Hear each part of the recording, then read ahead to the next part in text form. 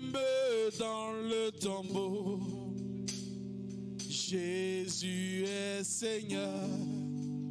Alléluia. Mon âme bénit le Seigneur. Et mon esprit magnifie son nom. Car la mort n'a pas pu le retenir, même dans le tombeau. Jésus est Seigneur. Oh, même dans le tombeau, Jésus est Seigneur. Mon âme bénit le Seigneur. Mon âme.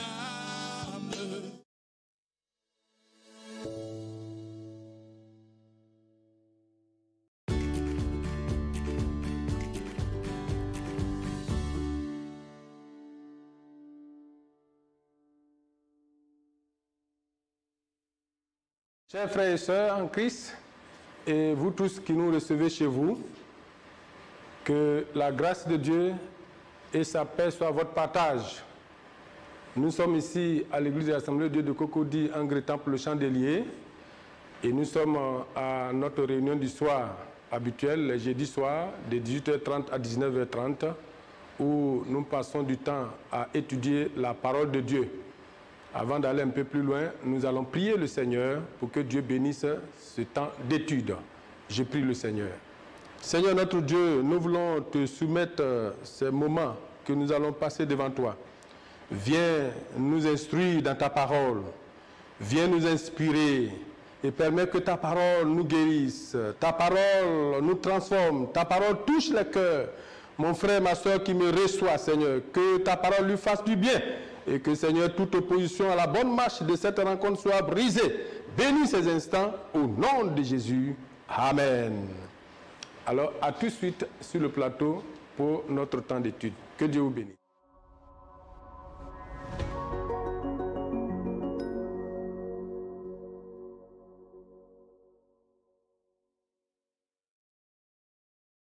Nous sommes de retour sur le plateau. Et nous voulons saluer nos bien-aimés frères et sœurs de l'église de l'Assemblée de Dieu de Cocody, Angre Temple, le Chandelier, qui sont invités. Ils vont se présenter. Nous commençons ici par la droite. Bonsoir, ancien Bailly Lazare. Oui, merci. Merci. Bonsoir, je suis le frère Landry Yoanlou. Bonsoir, je suis Madame Kwaku Christelle. Bonsoir, Caroline Michel. Nous sommes très heureux d'être à notre rencontre d'EBCI. EBCI, c'est l'étude biblique communautaire internationale. C'est un moyen pour chaque chrétien d'étudier personnellement la parole de Dieu, la Bible, de la Genèse à l'Apocalypse. Nous le faisons aussi en groupe, d'où son sens communautaire. Et ce soir, ensemble, nous allons étudier la parole de Dieu. Que Dieu vous bénisse. À présent, nous allons prier le Seigneur pour cette étude. Nous avons ici un de nos anciens de cette assemblée, l'ancien Bailly, qui va nous recommander à la grâce de Dieu. Ancien. Prions. Nous te bénissons, notre Dieu et notre Père, pour cet instant que tu rends possible. Permets que, Seigneur, au travers de cet instant, la parole qui va être donnée, que plusieurs cœurs soient touchés. Merci, Seigneur, parce que nous croyons que, Seigneur Jésus, tu interviens et que tout esprit quelconque, tout esprit qui n'est pas de toi, soit vécu d'avance au nom de Jésus. Merci, Seigneur. Amen. Amen. Amen. Gloire à Dieu. Amen. Merci beaucoup à l'ancien pour cette bonne.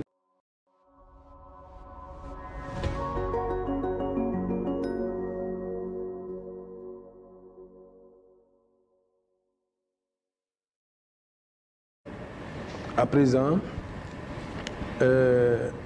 mémoriser le verset du jour. Le verset du jour. Mais avant, nous voulons rappeler que la semaine dernière, nous avons eu à étudier la leçon 16 qui avait pour titre une épouse pour Isaac dans Genèse chapitre 24. Aujourd'hui, nous étudions la leçon 17 qui a pour titre Jacob et Ésaü dans Genèse chapitre 25. Alors, nous invitons tous nos bien-aimés frères et sœurs qui nous suivent à lire le passage chez eux à la maison. Compte tenu du temps, nous ne pourrons pas le lire. Avant d'aller plus loin, nous allons commencer par mémoriser un passage biblique. Le passage se trouve dans Hébreux chapitre 11, verset 1. Et je lis. Or, la foi, c'est l'assurance des choses qu'on espère, la démonstration de celles qu'on ne voit pas. Je reprends. Or, la foi, c'est l'assurance des choses qu'on espère, la démonstration de celles qu'on ne voit pas. Une dernière fois, et ensemble avec nos bien-aimés qui sont sur le plateau, nous allons reprendre ça une dernière fois ensemble. 2 et 4. Or, la foi, c'est l'assurance des choses qu'on espère, la démonstration de celles qu'on ne voit pas. Hébreux chapitre 11, verset 1. Merci beaucoup. Que Dieu vous bénisse abondamment. Nous allons évoluer et à présent nous allons commencer à parcourir les questions du jour. Nous allons commencer par le jour 1. Le jour 1, Genèse 25, versets 1 à 6. Abraham et les fils de Ketura. Première question. Combien de fils Abraham sont énumérés dans ce passage? Quelle est leur mère? Alors, nous allons donner l'occasion à Mme Kwaku de répondre à cette question. Dans le passage de Genèse 25, versets 1 à 6, oui. Il est mentionné qu'Abraham eut 6 fils. 6 fils. Et leur mère fut Ketura. Très bien. Voici qui est clair.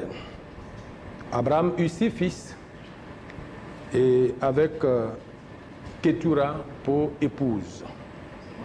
Deuxième question. Comment Abraham traite-t-il différemment Isaac par rapport au fils de Ketura et de ses concubines?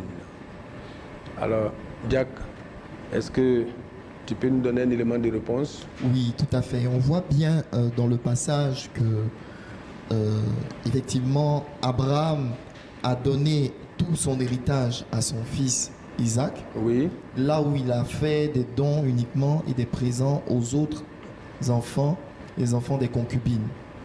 Et on remarque qu'il a éloigné les autres enfants, tandis qu'il a gardé Isaac de son vivant, il a gardé Isaac auprès de lui. Très bien. Oui, qui veut ajouter quelque chose? Ça va? Merci beaucoup. Nous passons à la troisième question. Pourquoi Abraham traite-t-il différemment Isaac par rapport à ses autres fils? Nous pouvons voir cela dans Genèse chapitre 17, verset 21. Madame Amisha? Oui, Dieu avait dit à Abraham qu'il établira son alliance avec Isaac et celle de sa postérité. Oui. Et Abraham, en agissant ainsi, voulait s'assurer que la promesse et l'alliance de Dieu seraient transmises à son unique héritier, Isaac. Très bien. Oui, ancien Baït, tu voudrais ajouter quelque chose? Ça va? Oui, et Mme Kakou? Ça va? Oui, effectivement. Abraham avait effectivement été instruit par Dieu que Isaac était le fils de la promesse, le fils par qui Dieu allait accomplir ce qu'il avait déjà décidé de faire dans la vie d'Abraham.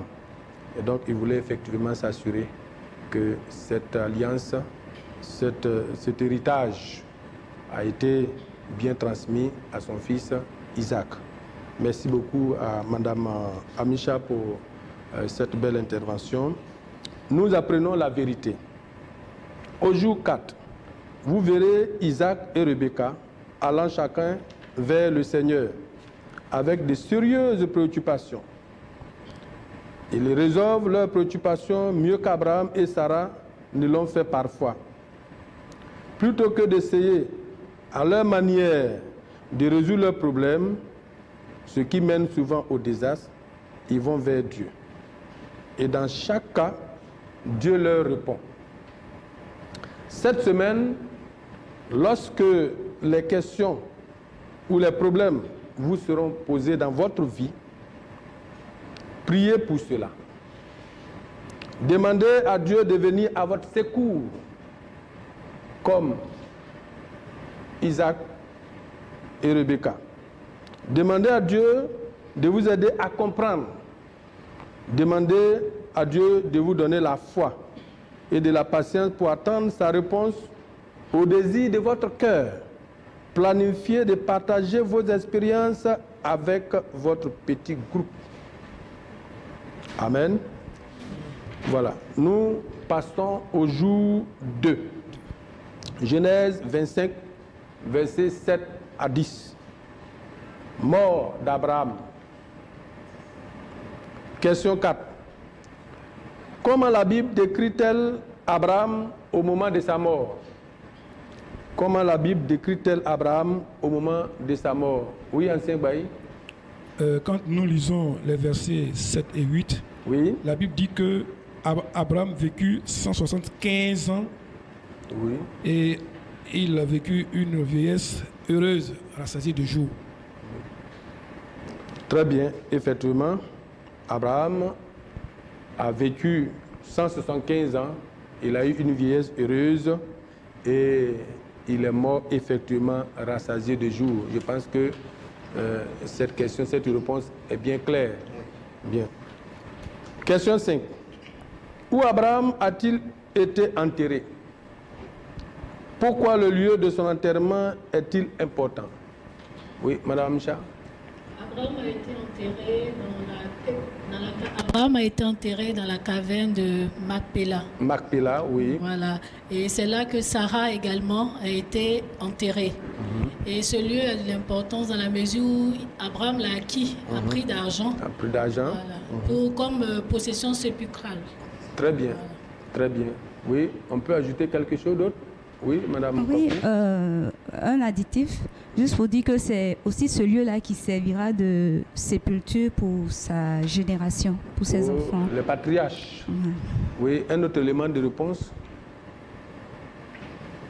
Je pense aussi que ce lieu leur avait été promis, Canaan, en possession.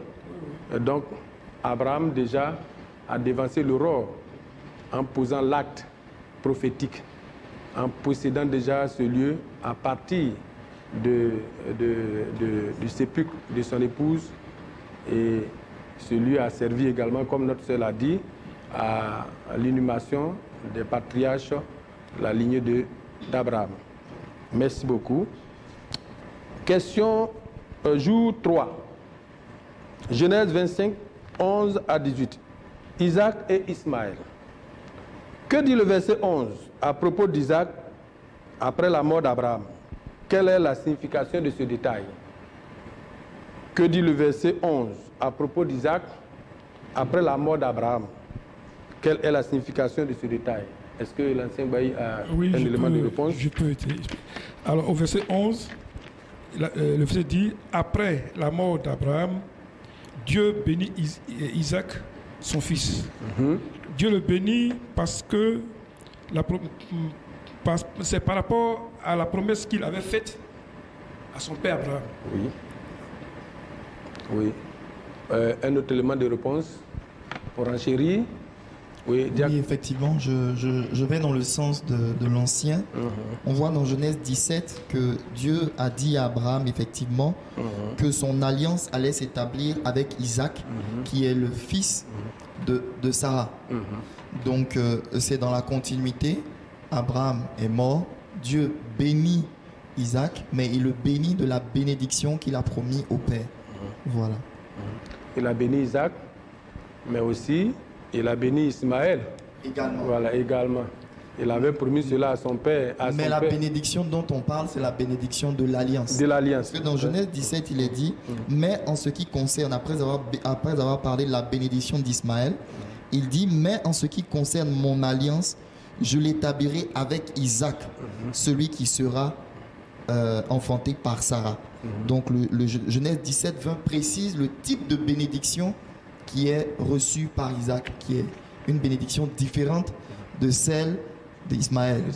Ismaël n'est pas le fils héritier. C'est ça. Merci beaucoup, Jack, que Dieu te bénisse. Dieu bénisse d'abord. Et nous passons à la question numéro 7.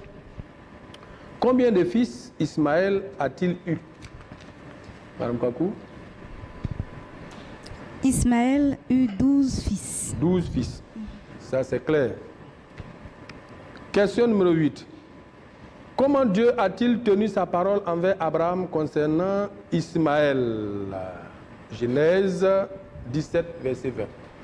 Comment Dieu a-t-il tenu sa parole envers Abraham concernant Ismaël? Oui, Madame Micha? Oui, il a promis de le bénir et de le rendre fécond.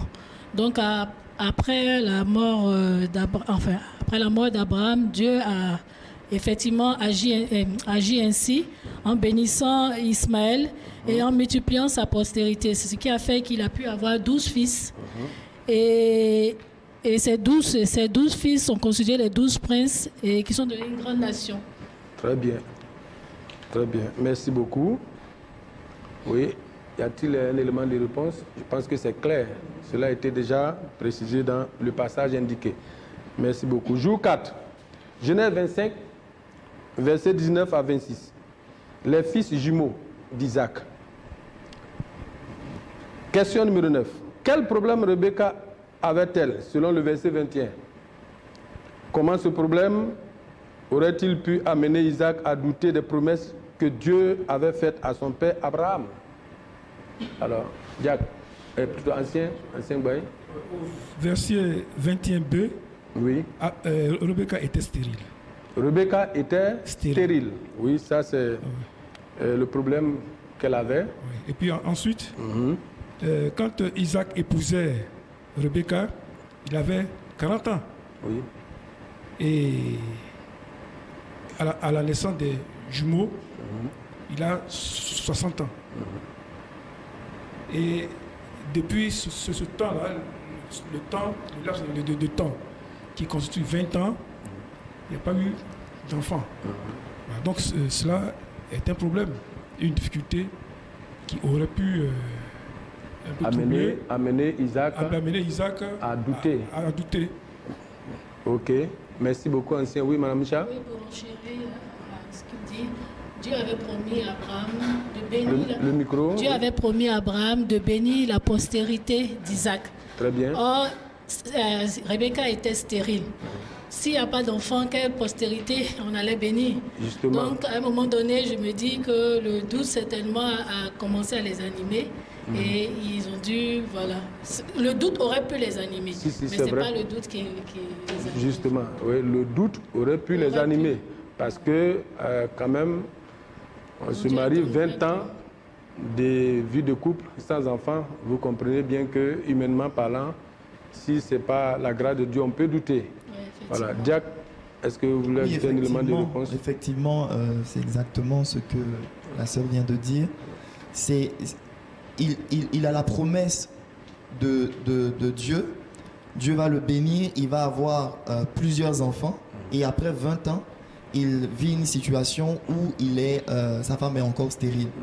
Donc effectivement, ça peut le conduire à douter de la fidélité de Dieu. Mais dans la suite, on voit effectivement que voilà, c'est pas le cas. Ah oui, comme pour dire, quand la promesse tarde, on peut douter si Dieu ne nous aide pas. Mais gloire soit rendue à Dieu de ce que nous avons le Seigneur avec nous. Question numéro 10. Comment Isaac a-t-il réagi au problème? Madame Kakou? Oui. Face à cette réalité, Isaac implora Dieu. Il implora Dieu. Très bien. Effectivement, nous le constatons dans ce passage. Face à ce problème de stérilité, Isaac n'est pas resté les bras croisés. Même si Dieu lui a dit que il a dit à son père qu'il aura une postérité, il aura des enfants, Mais ce n'est pas pourtant qu'il faut croiser les bras. Il a prié le Seigneur pour son épouse. Et il a très bien fait. Et nous invitons chacun de nous et plusieurs qui nous suivent à faire de même. Oui, ancien. Oui. Isaac, effectivement, a imploré Dieu. Il a imploré Dieu. Et puis, Rebecca est tombée enceinte. Elle est tombée enceinte. Voilà, il faut le mentionner. Donc, il y a eu un résultat. Un résultat. Suite à sa prière, voilà. Positif d'ailleurs. Voilà. Merci beaucoup, ancien. Question numéro 11. Qu'est-ce qui a incité Rebecca à consulter l'Éternel? Qu'est-ce qui a incité Rebecca à consulter l'Éternel? Alors, qui veut réagir? Oui, bon, je vais commencer par Mme Cha. Oui, il est dit dans le passage, oui, il est dit dans le passage que les enfants se heurtaient dans son sein. Ça veut dire qu'elle sentait de grands mouvements à l'intérieur d'elle. Donc, elle était troublée. Elle trouvait cela anormal. Voilà. Très bien. Donc, c'est pour cela qu'elle allait consulter Dieu pour savoir si c'était normal que cela se passe ainsi. Très bien. C'est ce qui a été fait d'ailleurs. Et la question numéro 12 nous dit ceci. Qu'est-ce que le Seigneur lui a dit? Donc, elle a consulté Dieu. Certainement, Dieu a parlé. Oui, Madame Kakou, qu'est-ce que Dieu lui a dit? Quand elle allait consulter Dieu, Dieu lui a dit que 2 nations se trouvent dans son ventre. 2 peuples se sépareront au sortir de ses entrailles. Et l'un de ces peuples sera plus fort que l'autre, et le plus grand sera assujetti par le plus petit. Très bien. Très bien. C'est ce qui a été effectivement dit. Nous passons au jour 5. Genèse 25, versets 27 à 34. Ésaü vend son droit d'aînesse. Et là, il y a une précision que nous voulons faire avant de pouvoir discuter sur ce chapitre. La note est la suivante. Dans l'Ancien Testament, le droit d'aînesse donnait au fils aîné une double portion de l'héritage et la direction de la famille après la mort du père. Alors, après cette note, la question 13 est la suivante. Quelle était l'attitude d'Ésaü envers son droit d'aînesse? Quelle était l'attitude d'Ésaü envers son droit d'aînesse? Alors, ancien. On peut dire que ici, puisque Ésaü a cédé, méprisé son droit d'aînesse par rapport à un mépris, puisque il lui a demandé, il lui a dit, dans tous les cas, il va mourir. Dans tous les cas, il va mourir. Donc, de lui donner son repas, son mets, pour qu'il le mange. Voilà, donc, il a méprisé son droit d'aînesse. Très bien. Voilà. Donc, Ésaü a méprisé son droit d'aînesse. Landry? Oui, j'aimerais dire, non seulement il a méprisé son droit d'aînesse, mais il a une attitude assez surprenante, dans la mesure où il savait que le droit d'aînesse n'était pas seulement honorifique. Son père, Isaac, était très riche puisqu'il avait hérité d'Abraham. Donc il voyait sûrement le troupeau, les plantations et tout. Et à cause d'un plat, la satisfaction d'un besoin immédiat, il renonce à toutes ses richesses en vendant ce droit d'aînesse à son frère. Donc son attitude est un peu, je veux dire, non seulement il méprise, mais il méprise carrément sa famille.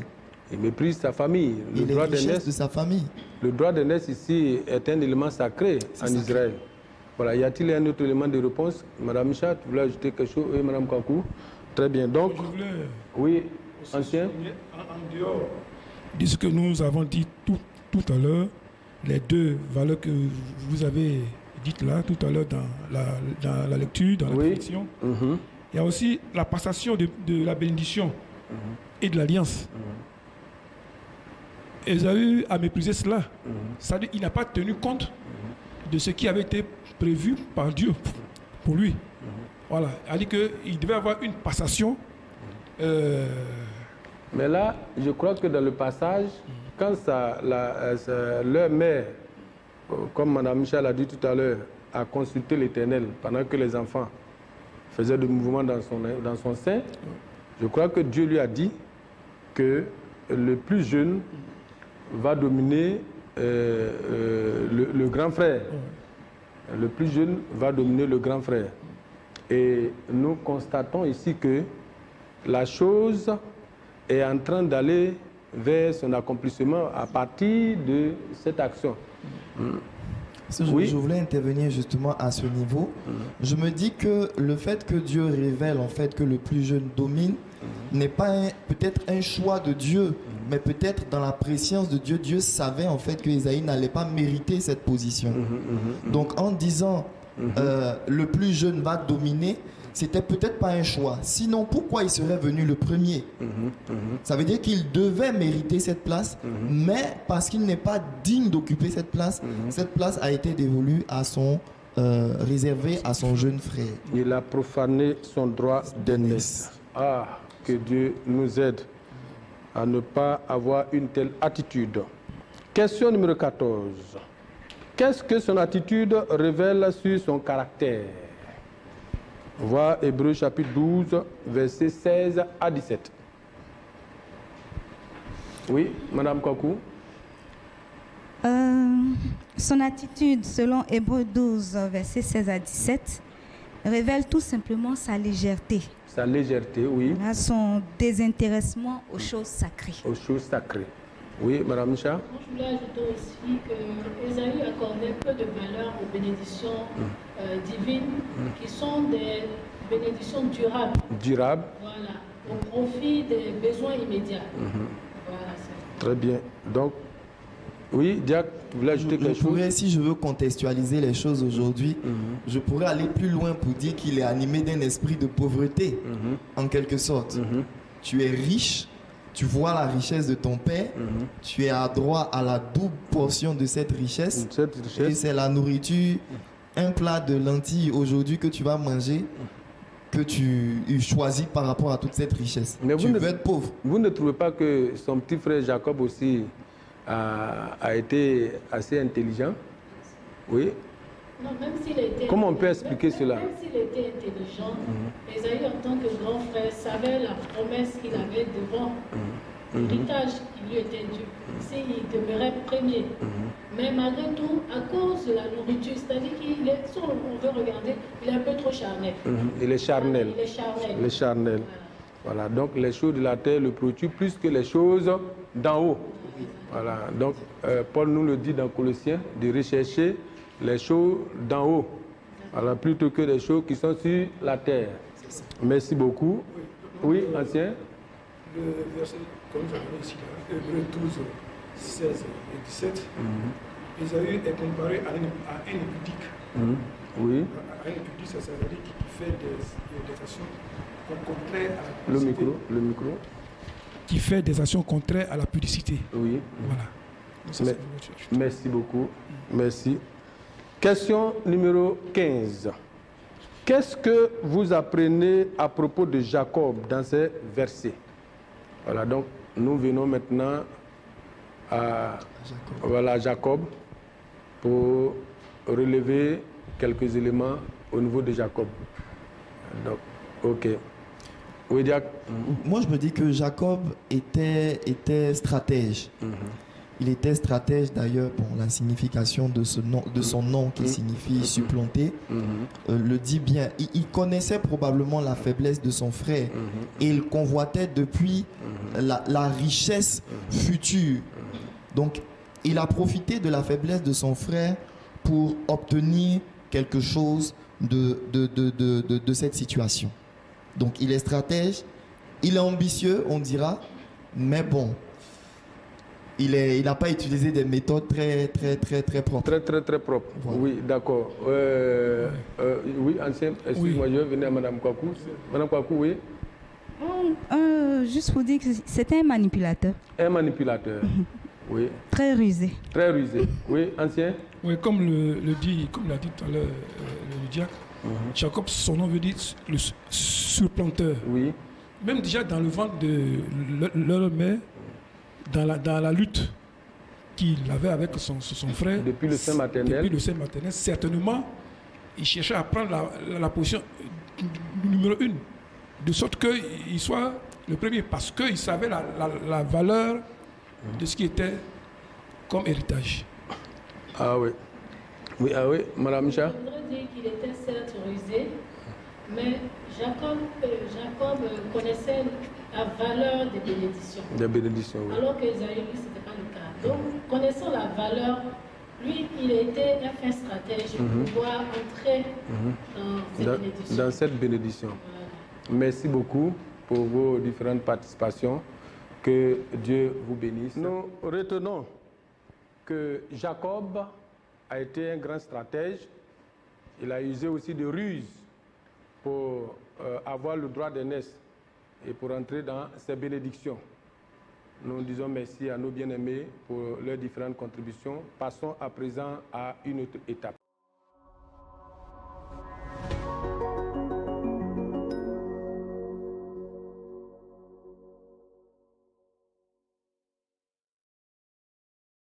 Bien, nous aurons droit à des questions tout à l'heure et aussi quelques vérités bibliques que nos bien-aimés vont faire ressortir. Mais avant, nous allons lire cet élément, appliquer la vérité. Dieu avait déjà promis à Rebecca que son fils aîné, Ésaü, servirait le plus jeune fils, Jacob. Alors, pourquoi Jacob pense-t-il qu'il avait besoin d'aider Dieu en profitant d'Ésaü?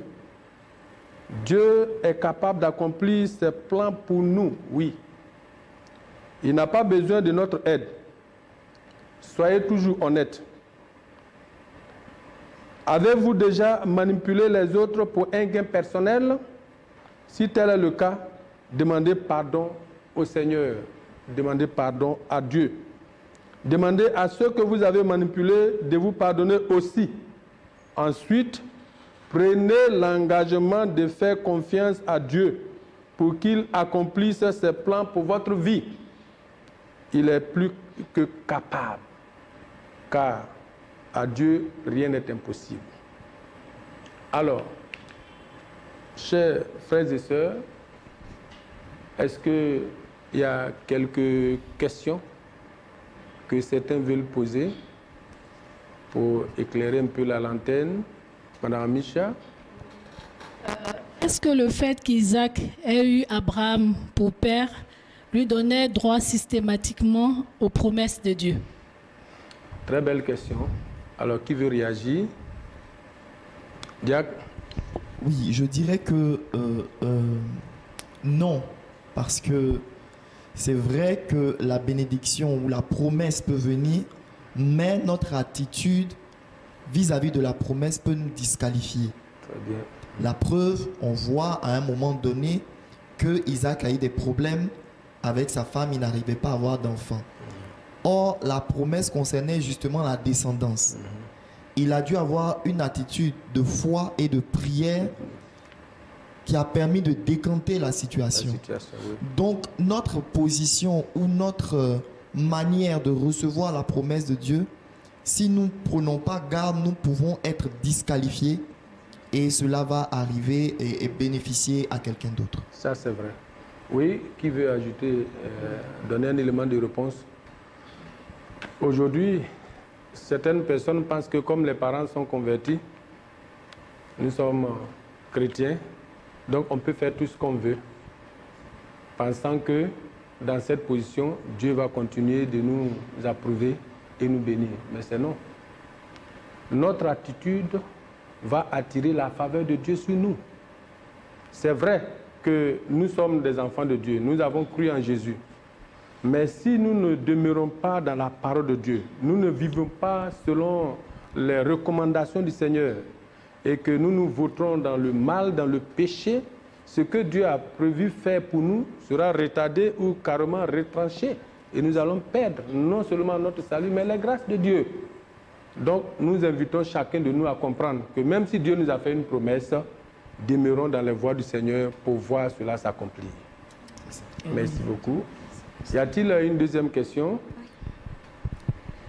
Quand nous avons lu Genèse 25, il est dit que, pour paraphraser, face à la situation que vivait le couple, Isaac et Rebecca, plutôt que, c'est vrai que la Bible ne mentionne pas, on n'a pas vu quelque part que Isaac a blâmé son épouse Rebecca pour le fait qu'elle n'arrivait pas à enfanter. Et si on doit se baser sur ce fait-là, et regarder aujourd'hui dans certains foyers, certains couples, on remarque que certains hommes blâment leur épouse pour le fait qu'elle n'arrive pas à enfanter. Donc ma question est la suivante. Est-ce que le bonheur d'un couple repose forcément sur le fait d'avoir des enfants dans la famille? Est-ce que le bonheur d'un couple repose forcément sur le fait d'avoir des enfants? Alors, qui veut réagir? Oui, ancien Baye. Je crois que non, parce que si nous nous plaçons dans le cas de ce couple-là, ils ont attendu 20 ans. Oui, 20 ans. 20 ans d'attente. Mais cela ne voulait pas dire qu'ils n'avaient pas le bonheur. Ils avaient le bonheur, mais le temps de Dieu n'était pas encore arrivé. Et donc ici, dans le cas, dans sa question, ce n'est pas que la présence d'un enfant qui doit faire forcément le bonheur. Non, non, non. Quand on connaît Dieu, on laisse Dieu conduire les choses, Dieu à son temps.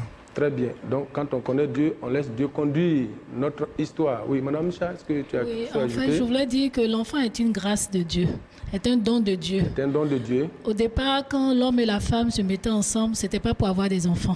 C'était pour être ensemble, pour construire quelque chose ensemble, pour voilà, demeurer. Et l'enfant vient fortifier le couple, vient renforcer la communion entre ces messieurs et les parents. Donc, si l'enfant tarde à venir, cela ne doit pas poser de problème dans le couple. On doit toujours attendre que le Seigneur le fasse. Mais si le Seigneur ne le fait pas, parce que ça, tout dépend aussi de sa souveraineté. Oui. S'il ne le fait pas, dans ce cas, on peut, il y a d'autres moyens. Il y a l'adoption, il y a plein d'autres moyens. Mais on doit toujours rester soudés parce qu'au départ, quand on s'était mis ensemble, c'était pas... Il n'y avait pas d'enfants. On doit toujours rester soudés. Le foyer doit toujours rester soudé. Merci beaucoup, Mme Micha. Oui, Diak, est-ce qu'il y a un élément de réponse? Non, ça y est. Ça va? Voilà, donc, effectivement, comme notre sœur le dit, le problème, c'est surtout les parents et les amis, les connaissances. Ce qui est sûr, quand deux personnes se marient, l'environnement, l'entourage et les concernés eux-mêmes souhaitent avoir un enfant. Ça, c'est sûr. Parce qu'on s'est marié, c'est vrai, mais aussi, il faut qu'on ait une progéniture. Donc, on peut dire que l'enfant, comme Mme Michel a dit, vient aussi pour combler aussi la joie des parents. Quelquefois, notre entourage peut créer une atmosphère délectaire dans le couple. Les parents, depuis là, tu ne fais pas enfant, depuis là, on ne voit pas notre enfant, et ça peut créer des frustrations, des chocs. Et ce sont ce genre de situations qui font que, par moments, la joie finit par s'épuiser dans le couple. Mais nous ne devons pas regarder à cela. Nous devons nous attendre à Dieu et agir comme Isaac l'a fait ici, en criant régulièrement à Dieu. Et comme Dieu écoute toujours les prières, c'est sûr qu'en son temps, il surprendra agréablement. Donc nous invitons tous ces couples-là qui sont dans ce cas à ne pas se faire des histoires, mais à se tourner résolument vers Dieu. Dieu qui a compassion saura répondre favorablement au temps marqué. Que Dieu vous bénisse. Okay. Nous avons la question de la semaine précédente. Il est dit ceci: Isaac sortit pour méditer dans les champs. Quel est le genre de cette méditation et l'objet? Isaac sortit pour méditer dans les champs. Quel est le genre de cette méditation et l'objet? C'était la question de la semaine dernière où nos bien-aimés ont fait l'étude par rapport à Isaac qui attendait une épouse. On peut dire le chapitre du mariage d'Isaac. Et donc, c'est à cet effet que cette question nous est posée. Alors, y a-t-il un élément de réponse qu'un de nos invités veut nous apporter? Oui. Oui, je voudrais dire qu'on note que dans le chapitre 24, verset 67, oui. On lit « Isaac conduisit Rebecca dans la tente de Sarah, sa mère. Oui. Il prit Rebecca, qui devint sa femme, et il l'aima. Ainsi fut consolé Isaac après avoir perdu sa mère. » Très bien. Donc l'objet de sa méditation, c'était sûrement la solitude créée par le départ brutal de sa mère. Oui. Et donc il méditait justement par rapport à ce vide qui était créé. Et on voit que Rebecca est venue pour combler ce vide. Pour combler ce vide, oui. Voilà, donc je pense que c'est une hypothèse, puisque le passage ne le dit pas clairement, mais on dit qu'il a été consolé. Ça veut dire qu'il était dans une situation de réconfort peine. Voilà, il avait besoin d'un réconfort. Voilà. Merci beaucoup. Donc c'est une très bonne méditation qu'il avait fait. Et juste pendant qu'il était en train de méditer, il lève les yeux et il voit le serviteur de son père qui vient avec Rebecca. Ah, quel grand soulagement. Voilà. Merci beaucoup pour cette belle intervention. Nous allons passer à présent à au moins deux vérités. Au moins deux vérités. Y a-t-il des vérités que nous pouvons retenir dans cette étude? Alors, oui.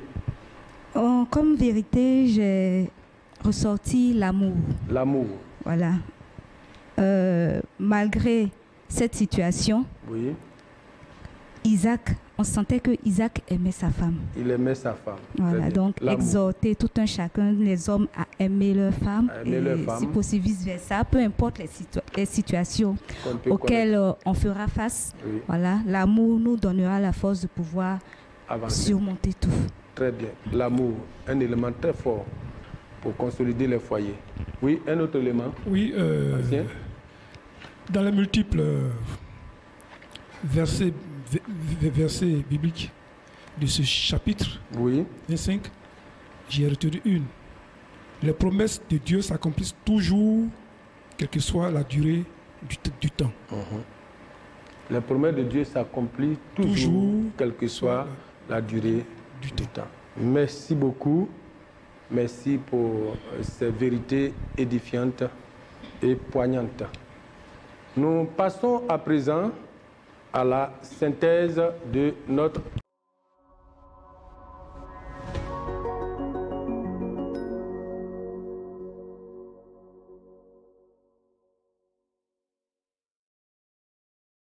Passons à présent à la synthèse de notre étude. Nous disons qu'après la mort de Sarah, Abraham s'est remarié avec Ketura. Il a engendré des fils et des petits-fils. Il a connu une vieillesse heureuse. Et la Bible nous dit qu'il est mort, âgé, rassasié de jours. Après cela, Isaac, le fils de la promesse, prend la place avec son épouse Rebecca. Un couple qui n'avait pas d'enfant durant 20 ans parce que Rebecca était stérile. Mais gloire soit rendue à Dieu de ce que Isaac a imploré la grâce de Dieu. Et Dieu les a visités et de façon formidable et merveilleuse leur a donné des jumeaux, Jacob et Ésaü, deux noms qui constituent le titre de notre étude de ce soir, avec des pensées très fortes, des pensées poignantes et des pensées constructives. Alors, que retenir de cette étude? Trois vérités importantes vont retenir notre attention. Premièrement, savoir que notre Dieu est le Dieu de la fécondité. De la même manière qu'il a visité ce couple qui n'avait pas d'enfant pendant 20 ans, il peut le faire pour tous les couples qui me suivent en ce moment même, qui sont dans ce besoin d'enfant. Dieu peut le faire pour vous, parce qu'il est le Dieu de miracles. Il est le Dieu qui fait des choses au-delà même de notre entendement. Paul nous le dit. Il donne infiniment au-delà de ce que nous demandons au-delà de ce que nous pensons. Éphésiens chapitre 3, verset 20. Savoir que quand Dieu fait une promesse, sa réalisation peut prendre du temps. Il faut patienter. Il faut aussi comprendre que dans sa réalisation, il peut y avoir des obstacles, comme cela a été le cas de Isaac et de Rebecca. L'obstacle, c'était la stérilité de Rebecca. Mais dans tout cela, ce qu'il faut retenir, c'est qu'il ne faut pas perdre espoir. Il faut persévérer. Persévérer jusqu'au bout. Parce que la victoire et l'exaucement se trouvent au bout de la persévérance. Habakkuk ne nous dit-elle pas que si la prophétie tarde, il faut l'attendre. Elle s'accomplira certainement. Habakkuk chapitre 2, verset 3. Il ne faut jamais prendre des raccourcis, bien-aimés frères et sœurs. Cela peut nous être très préjudiciable. Abraham l'a fait avec son épouse Sarah en son temps, en ayant un enfant illégitime avec Agar l'égyptienne. Nous connaissons les conséquences aujourd'hui. Deux peuples constamment en palabre. Deuxième vérité que nous pouvons retenir. S'agissant de Jacob et Ésaü, Dieu, dans sa souveraineté, choisit qui il veut pour le bénir et pour lui faire grâce, pour faire accomplir ses plans.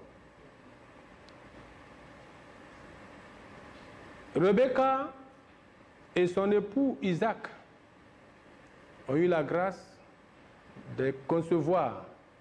Pendant que Rebecca était enceinte, les enfants déjà depuis le sein de leur mère étaient en palabre, car la Bible dit qu'ils se heurtaient.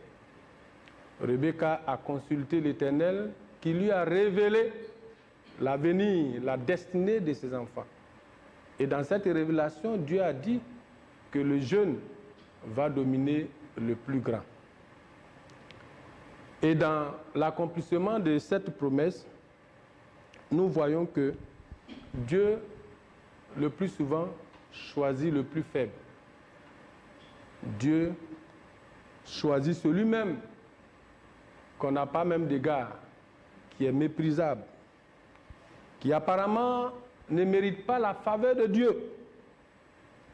Dieu a choisi Jacob. C'est vrai que la manière que Jacob a utilisée n'a pas été appréciée, mais Dieu, dans sa souveraineté, a laissé faire.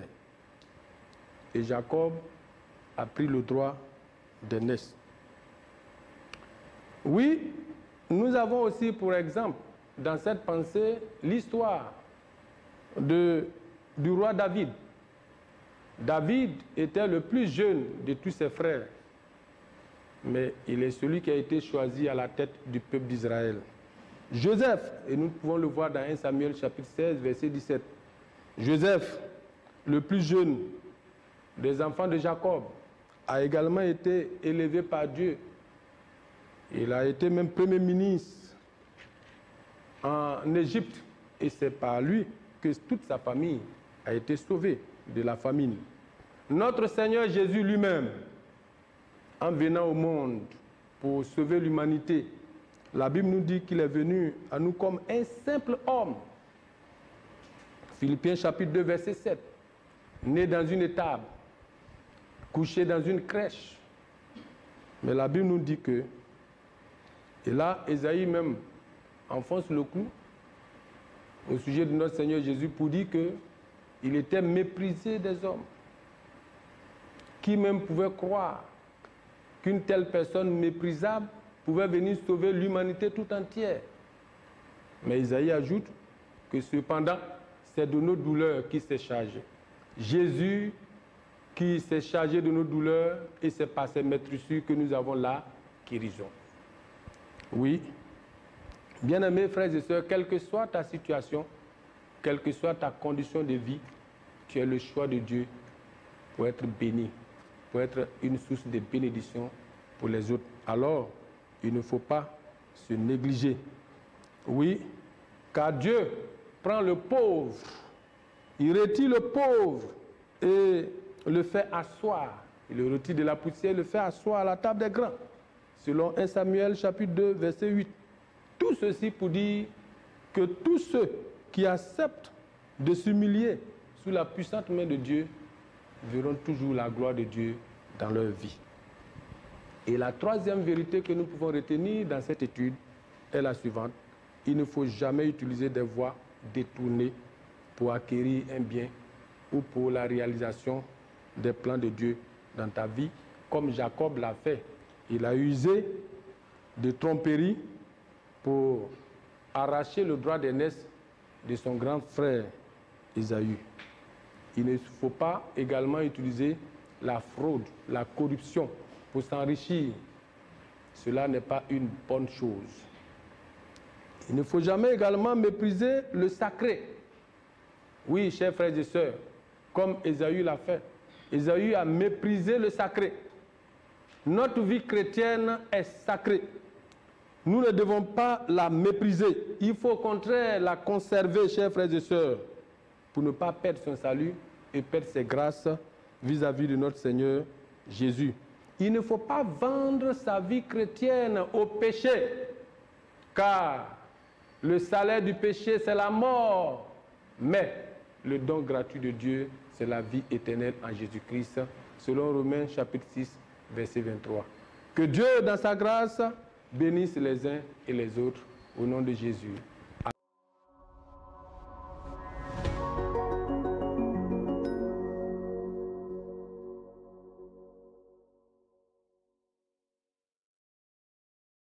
Nous sommes en train d'aller vers la fin de notre étude. Avant de passer à la prière finale, nous vous donnons la question pour la semaine prochaine. En observant l'attitude d'Isaac et celle de Rebecca, on constate que chaque parent a eu sa préférence entre les deux enfants. Pourquoi cela? Et quelles conséquences cela peut avoir dans la famille? Quelles conséquences cela peut avoir dans la famille? C'est la question de la semaine prochaine. La semaine prochaine, nous aurons la leçon 18 à étudier. Et la leçon 18 a pour thème « Dieu confirme l'alliance ». Et nous trouvons cette leçon dans Genèse chapitre 26. Genèse 26. Nous disons merci à nos invités. Que Dieu vraiment vous bénisse abondamment. Merci, nous sommes à la fin de notre étude. Et comme nous avons commencé par la prière, nous allons également terminer par la prière en demandant à Dieu de bénir tous ceux qui nous ont suivis et de bénir chacun de nous. Seigneur notre Dieu, nous voulons te dire merci pour cette étude que tu as rendue possible. Merci de permettre que ces vérités qui ont été dégagées fassent du bien dans le cœur et son impact dans la vie de tous ceux qui nous ont suivis et dans la vie de chacun de nous. Souviens-toi de tous les couples sans enfants qui aspirent chaque jour après toi, Seigneur. Glorifie ton nom dans leur vie. Au nom de Jésus, surprends-les comme tu as surpris agréablement Isaac et Rebecca. Merci, Seigneur, pour la fin de cette étude de ce jour. Au nom de Jésus. Amen. Amen. Shalom, shalom chez vous. Que Dieu vous bénisse. Amen.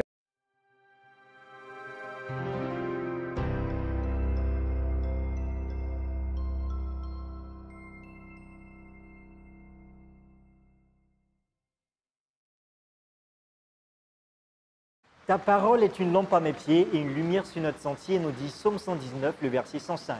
Peuple de Dieu, bienvenue à ce moment d'information.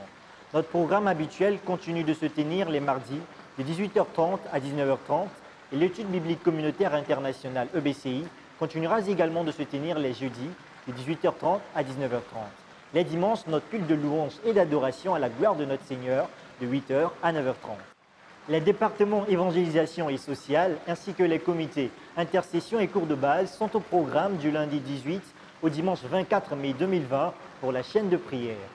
Les pagnes vert marron de l'AOC de l'année 2020 sont toujours disponibles au secrétariat de l'église du mardi au vendredi. 6 000 francs l'unité et 18 000 francs les 3 morceaux. Instant de bonheur. L'épouse du frère Loukou Franck Meyer a donné vie à un garçon. La famille se porte valablement bien selon la grâce de Dieu. Terminons ces instants d'information par l'équipe de permanence d'écoute pastorale du dimanche 17 au dimanche 24 mai 2020. Sont au programme le pasteur Nkou Vincent, l'ancien Bobitra Eugène, le diacre Nyakori Jean-Luc, le diacre Kwasi Honoré et la diaconesse Yeshi Eugénie. Nous vous remercions d'avoir suivi ces instants. Gardez la foi et surtout que votre lumière brille. Shalom.